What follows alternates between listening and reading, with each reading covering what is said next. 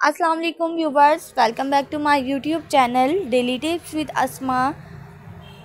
आज की इस वीडियो में हम आपको बताएंगे दाऊद नाम का मतलब और इसके बारे में दिलचस्प मालूमात। दाऊद नाम का शुमार लड़कों के नामों में होता है। दाऊद एक इस्लामी नाम है। दाऊद नाम की इब्तदाई तारीख अरबी ज़ुबान से निकलती है। दाऊद नाम के लड़कों के लिए खुशकिस्मत नंबर 9 माना जाता है। माहिरीन के मुताबिक दाऊद नाम के लड़के बहुत खुश मिजाज होते हैं।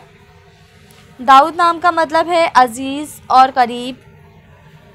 दाऊद नाम के लड़कों के लिए खुशकिस्मत दिनों में सोमवार और जुमेरात का दिन शामिल है। दाऊद नाम के अफराद के लिए मुवाफिक रंगों में पीला, सफ़ेद और हल्का सब्ज़ रंग शामिल है।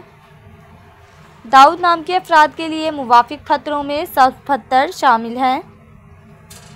खुशकिस्मती वाली धातों में हिंसों के हिसाब से कांसी शामिल है।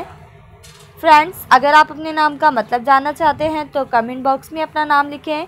इंशाल्लाह हम आपके नाम की वीडियो ज़रूर बनाएंगे। Thanks for watching. अल्लाह हाफिज़।